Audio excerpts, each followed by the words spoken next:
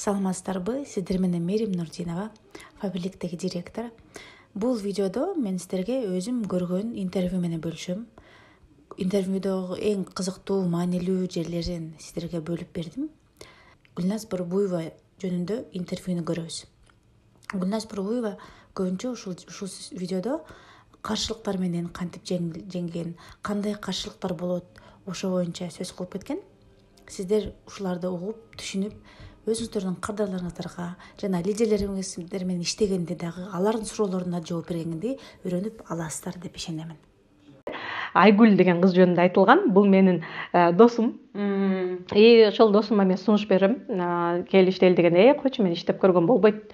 Сен деле бекер бар болбо деген. Дегенде анан Мирлан как раз жазып калган. Гүлназ эже, иштериңиз кандай болуп атат? Кандай неме сунуш жазасызбы, эмне болуп атат дегенде, как раз ушу досума айтсам бүгүн.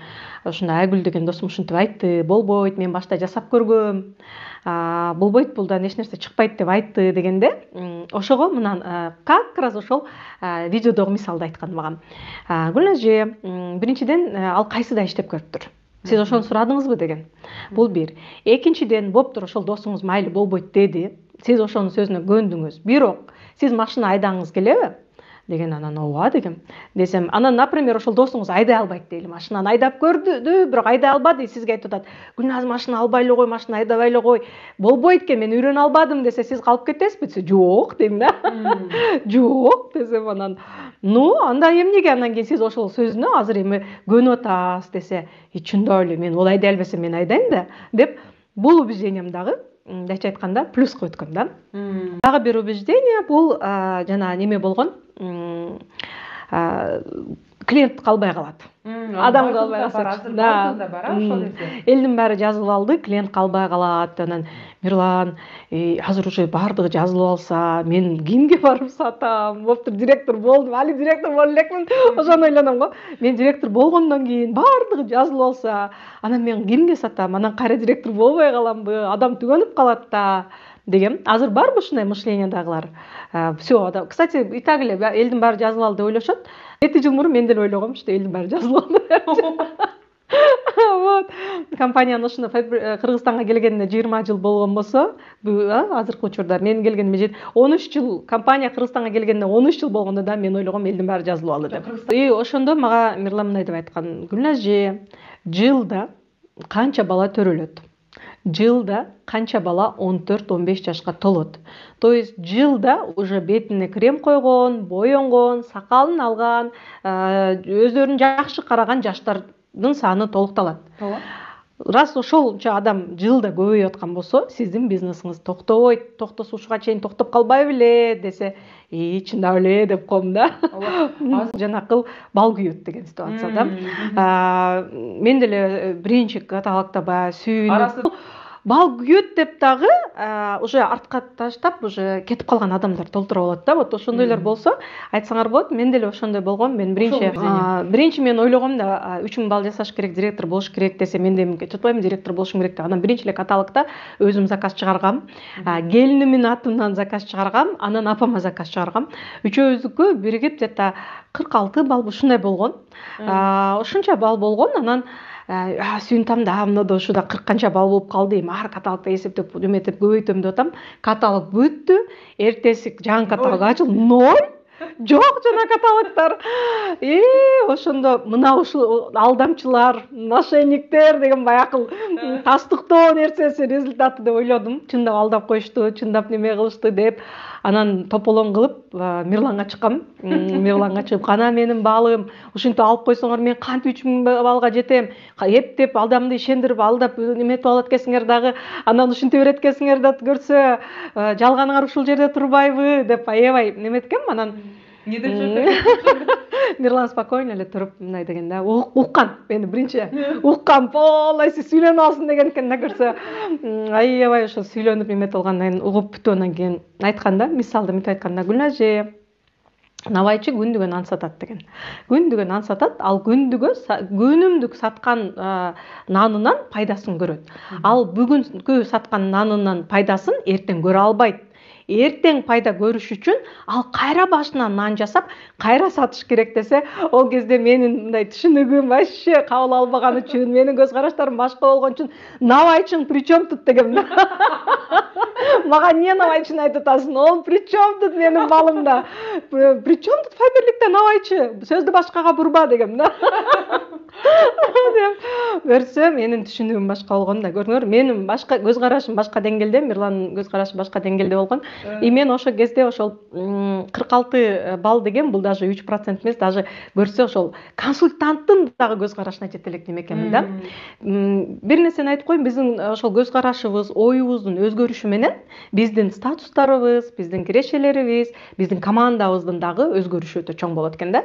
Эгерде биз ошо кандай келсек, ошол боюнча өзгөрбөсөк, анда рост дагы жок, өсүү дагы жок болот да.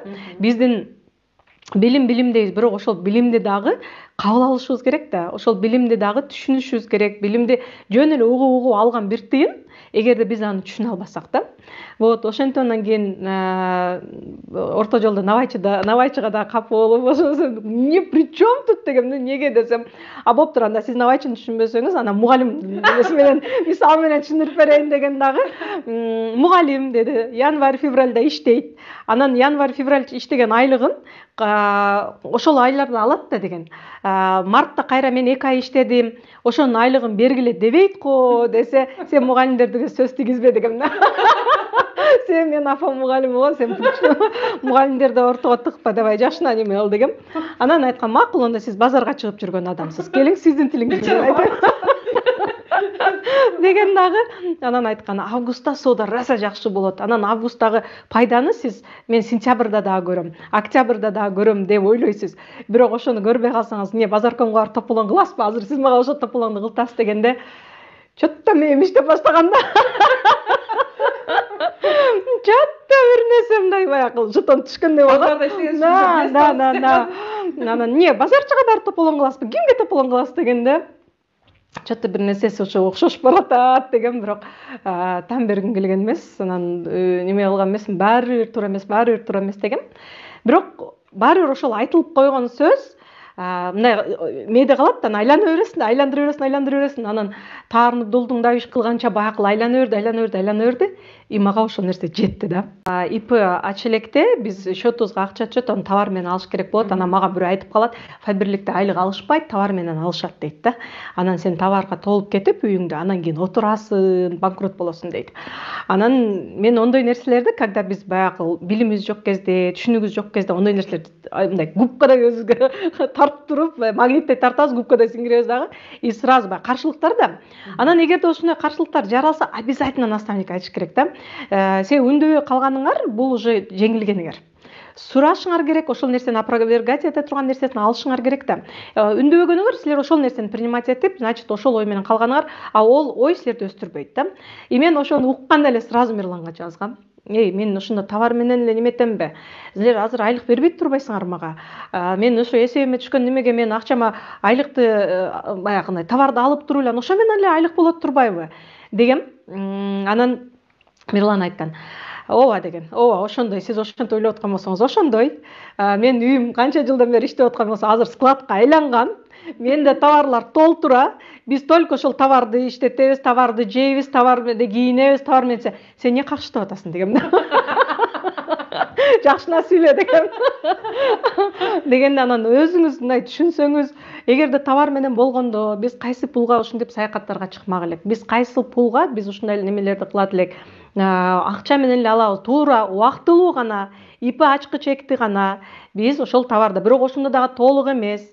Сизге мынча процент калат, там 65%-ын эсебиңизден төлөнөт, 35% сиз төлөйсүз, калган акча эсебиңизде калат. Качан анан ИП ачканда анан неме аласы көрөбүз ошо күнгөсүн дегем. Толук кандуу ишенген эмесмин, бирок көрөбүз дегем. И хотя бы болуптур, башында өзүңүзгө керектүүнү эле алып туруучу болуптур, ушундай товар толтурбай эле коюң деген. И ошентип ошол нерседен дагы, ошол убеждениядан дагы секин чыга баштагам. И дагы бир нерсе, бул акчам жок. Мен дагы аябай көп адамдарга акчам жок деген адамдарга кабылганмын. И анан айтат элем да, Мирлан чекке дене сунуш айттым, баарынын эле акчасы жок. Каяктан табам акчасы бар адамды? Мен байларды издешим керек экен да, значит, эч кимде акча жок десем айтканда любой Гүлназия билип коюң деген любой аял кишиде заначкада акча бар. И ал акчаны баары бир же барып керексиз идиш алат, же бир очередной көйнөк алат, же бир дагы бир нерсесине коротот. Баары бир бекиткен акчасы бар болот. Бул бир деген. Экинчиден, ошол акчам жок деп айтып аткан адамдар, бул сизге вызов таштап аткан адамдар. Бул деген мени ишендирчи, мен ишенгим келип атат. Себеби акчам жок деген бул абсурд деген да. Бар, даже иштебеген үйдө отурган аялда дагы баары бир күйөөсүнө аркылуу келе турган акча бар. То есть ал иштебесе деле, үйдө отурса эле, не жуунбай атабы, тишин жуубай атабы, кирин жуубай атабы, анын кири жуулуп атат да. Майли боенбосун. Кири жуулуп атат да. Идиши жуулуп атат да, балдары жуунуп атат. Каяктан алынып атат ошол буюмдар? Значит, бирөө аркылуу баары келип атат. Баары келип атат. Ошол нерсени өзүңүз биринчи түшүнүңүз деген. И ошол жок, мен азыр акчам жок деп айткандарга, азыр акчаңыз жок болсо, кириңиз жуулбай атабы, тишиңиз жуулбай атабы деп сураңыз. Өздөрүнүн айткан сөзүнө мындай күлүшсүн дейт эле да. Мага башында ошол нерселерди колдонуп атканда мен коркуп сурайт элем да. Мен мисалы башыңды жубайсың, тишиңди жубайсың, сен ишиңе десечи. Сен сураттыңбы деп ушундай неме болбосун деп коркуп айтат элем. Сиз неме кириңизди жуйсузбу, башыңызды бир чет мындай неудобно да. Анан 1 декабрь күнү немен бизнести баштагам. И ошентип отуруп, анан кечке телефондо мынантип отуруп сунуш жазып отургандан албетте жолдошум жадаган. И жадаганда жыйыштыр деген. И карагыла, мен 1 декабрдан 25 декабрга чейин бир да адам каттаган эмесмин. Бир да адам каттай алган эмесмин сунуш жазып. Келинимди, эми баягы күчүм жетип алым жеткен келиним менен апам эле экөөнү каттап алгам. Анан бир подружкамы каттагам, бир классташым каттагам. Всё, башкасына алым жеткен эмес. И ошентип 25 күн мен сунуш жазып бир да адам каттай алган эмесмин. Сунуш жаза бергем. Номер берет, номери мисалы күнүнө 100-200 сунуш жазат элем. Азыр мен ойлойм, монтип сунуш ичим жазбаса керек да. Колум катып калгыча сунуш жазып, и элестеткиле 25 күн 100дөн жазганда деле чакана эмес сунуш жазгам да. И бир да адам каттай алган эмесмин. Бир да адам каттаган эмесмин. Бирок 25 декабрбы, 26 декабрь күнү мага сразу 2 регистрация болгон. Сразу 2 адам катталган.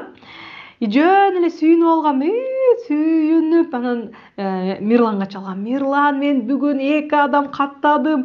Экөө тең өсөт, лидерлерим болот деп өзүмчө раса сүйүнүп алгам. И уже жаңы жылга карата декабрдын 28-29дарында менин жолдошум всё жыйыштыр, бүтүр, болбосо ажырашабыз, болбосо мындай жыйна деген мага ультиматумдарды койгон. Анан деп өзү мааракесине кетип калганда мен ыйлап алгам, 4 адам эмне болот, 2 адам регистрация кылгам, анан 2 адам өзүм баягы келиним апам эсептебегенде 2 подружкам отпу, анан ыйлап алгам, ушул 4 адам эмне болот деп, анан Мирланга чалгам да. Мирлан, менин адамдарым карап койсо аманат, ушулар мага ишенип келди эле деп. Мен кетип атам бизнестен деп, мен бир сыра кетип көргөм ошентип. Бул нерсени айтып атканын бирден бир себеби каршылыктар бардыгыбызда мээде экен да. Ошол каршылыктар менде да болгон да. Ошол каршылыктарды мен өзүм ол жактан бул жактан, социумдан, жакындардан, тааныштардан мындай айтылган нерселерден ошол каршылыктарды кабыл алып алгам дагы, ошол рамкаларды мен өзүмө коюп аткам да. Бирок негизи ал рамкаларды биз мындай кененирээк жылдырып койсок эле баардык нерсе болот экен да. Баардык нерсе өзүбүздүн оюбузда. Биз эмнени кабыл алсак, ошол нерсени кабыл ала берет экенбиз да. Сиздерде дагы ушундай учурлар болгондо кантип жооп бериш керек экенин дегенди билип үйрөнүп алдыңыздар деген ойдомун. Анда эмесе каналга катталып, лайк басканды унутпаңыздар.